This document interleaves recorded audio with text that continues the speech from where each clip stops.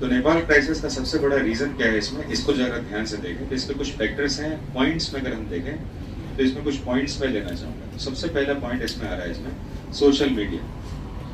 अगर देखें कि सोशल मीडिया का ही एक क्लॉज है जिसके ऊपर पूरा फोकस्ड किया जा रहा है, लेकिन एक्चुअली में ये पूरा रीजन नहीं है। तो नेपाल क्राइसिस की शुरुआत अगर मैं करूं तो नेपाल में जो है राजशाही यानी कि वहां पर जो है मोनार्की सिस्टम पहले था, और 2008 में मोनार्की सिस्टम को हटाकर वहां पर डेमोक्रेटिक रूल यानी कि रिपब्लिक रूल को एस्टेब्लिश किया।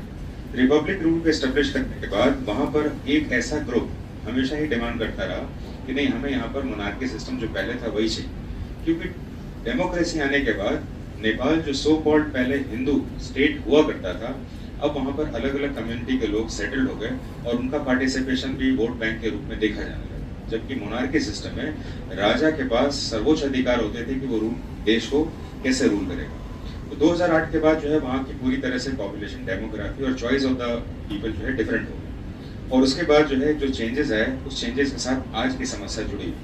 तो शॉर्ट में अगर बात करें इसमें कि नेपाल में जो राजशाही खत्म हो गई और डेमोक्रेसी आ गया, तो डेमोक्रेसी में जो भी पॉलिटिकल पावर्स और उनके जो रिलेटिव्स हैं उनको देखा गया कि बहुत सारे मीडिया हाउसेस ने उनको बहुत ज्यादा हाइप दिया, चाहे वो फेसबुक हो गया, चाहे ट्विटर हो गया, चाहे उनके अदर सोशल मीडिया हाउसेस हैं, कि नेपाल के जो डेमोक्रेसी में जो हाई पोस्ट अक्वायर कर रहे हैं, तो उनके बच्चे विदेशों में किस तरह से एक एरिस्टोक्रेट लाइफस्टाइल जी रहे हैं, यानी राजशाही परिवार के जो सदस्य हैं वो नेपाल में किस तरह से जी रहे हैं।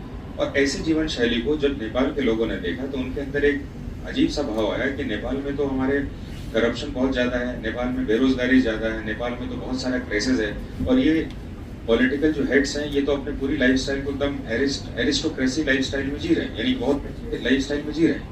इस बात को देखते हुए नेपाल की सरकार ने देखा कि ये तो जनता के बीच में हमारा जो पक्ष जो है वो सही नहीं जा रहा। तो अगस्त 2025 तक में नेपाल की सरकार ने नेपाल में जितने भी सोशल मीडिया चैनल्स थे, जिसमें कि हम फेसबुक, ट्विटर, यूट्यूब वो सब को ले सकते हैं, उन सभी को कहा कि आप जो है अपने जो भी लाइसेंस है पहले नेपाल की सरकार से लीजिए कि आपको कौन से कंटेंट दिखाना है, कौन से कंटेंट नहीं दिखाना। और इसके लिए उन्होंने टाइम दिया है कि आपको अगस्त 2025 के लास्ट तक आपने सारे टेस्टिमोनियल्स को जमा करना होगा, फिर हम आपको लाइसेंस देंगे कि कंटेंटफुल कौन कौन सा होना चाहिए। जाहिर सी बात है कि कोई भी जो ऐसे सोशल मीडिया हाउसेस जो है इसके लिए रेडी नहीं होगा, क्योंकि वो अपनी इंडिपेंडेंसी को चाहते हैं, और इन्होंने इसका कोई जवाब नहीं दिया। जवाब नहीं देने के कारण 4 सितंबर, अभी सितंबर चल रहा था, 4 सितंबर 2025 में इनको बैन कर दिया गया। किनको बैन कर दिया गया? सोशल मीडिया हाउसेस, जिसमें कि फेसबुक हो गया, ट्विटर हो गया, एक दो नाम आप बता दीजिए, थ्रेड हो गया, इंस्टाग्राम हो गया, इन सभी को बैन कर दिया। अच्छा, बैन करने से वहां पर एक नई शब्दावली का जन्म हुआ जिसको हम कहते थे जेनजी जनरेशन। ये जेनजी जनरेशन के बारे में थोड़ा सा जानकारी लेना होगा इसमें। जेनजी जनरेशन वो है जो कि 1997 से 2012 के बीच में पैदा हुआ, और इस जनरेशन के साथ सबसे बड़ी समस्या ये है कि पैदा होने के बाद उनका सबसे पहला इंटरेक्शन और सबसे ज्यादा इंटरेक्शन सोशल मीडिया से है। और नेपाल की सरकार ने जब सोशल मीडिया चैनल से, जो भी हाउस है, यूट्यूब चैनल है आपका और बहुत सारे हाउसेज हैं, इनको जब प्रतिबंधित या बैन कर दिया तो ये जनरेशन जो है एब्रप्टली रिस्पॉन्ड कर रहे हैं। कहा कि ये तो हमारे साथ अन्याय है इसमें, एक तो आप जो है अपने बच्चों को विदेशों में भेजकर अपनी अच्छी लाइफस्टाइल जी रहे हैं, और हमारे पास जो चैनल्स हैं जिससे कि हम इंफॉर्मेशन लेते हैं उसको आप बैन कर रहे हैं इसमें। तो ये बात जो है नेपाल में बहुत ही लाइट ली गई। हमें ध्यान रखना होगा कि नेपाल में अभी जो प्रधानमंत्री थे केपी शर्मा ओली, जिन्होंने कल त्यागपत्र दे दिया, तो यहाँ पर एक और शब्द समझ में आया, केपी शर्मा ओली ने रिजाइन क्यों किया? क्योंकि ये जेनजी जनरेशन जो है, एक वर्ड बोल के देखेंगे कौन सी जनरेशन है? Gen Z generation. जेनजी जनरेशन कौन सी होती है? जो कि 1997 से 2012 के बीच में पैदा हुई है, जिसमें कि आप मेजोरिटी के लोग हैं, उसमें सभी लोग ही कह सकते हैं इसमें।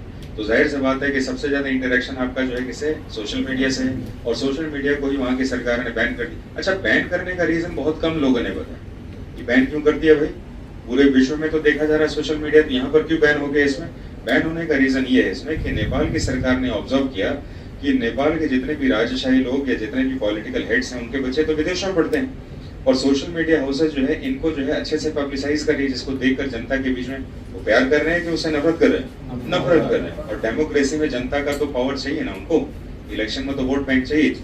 तो सरकार ने कहा कि सोशल मीडिया हाउसेस को हम कंट्रोल कर लेते हैं और जिससे कि हम जो है अपने इमेज को ठीक कर पाएं। और जब उन्होंने बैन करने की बात की तो बैन करने के विरोध में वही जनरेशन आ गई जो सबसे ज्यादा सोशल मीडिया के साथ अटैच है। और ये बात इस हद तक पहुंच गई कि नेपाल के प्रधानमंत्री को 9 सितंबर 2025 को रिजाइन करना पड़ा और वहां के पार्लियामेंट को वहां की इसी जेन जनरेशन ने आग लगा दी। अब वहां पर स्थिति ऐसी है कि कर्फ्यू जैसी स्थिति बनी हुई है। नेपाल का जो पॉलिटिकल हेड है उसने रिजाइन कर दिया इसमें। और वर्ल्ड में एक चैनल देखा जा रहा है कि भाई ऐसा है कि भारत के सराउंड में जो भी सो कॉल्ड डेमोक्रेसी थे, जिसमें कि बांग्लादेश है, जिसमें कि श्रीलंका है और अब के समय में नेपाल भी आ गया, तो ये डेमोक्रेसी है। तो यहाँ पर इस तरह से रिवॉल्यूशन हो क्यों रहा? और एक सबसे बड़ी बात समझ में आ रही है कि वर्ल्ड में अगर देखा जाए तो एशियन कंट्रीज में ट्रू डेमोक्रेसी के रूप में India is the only country which is known as true democracy.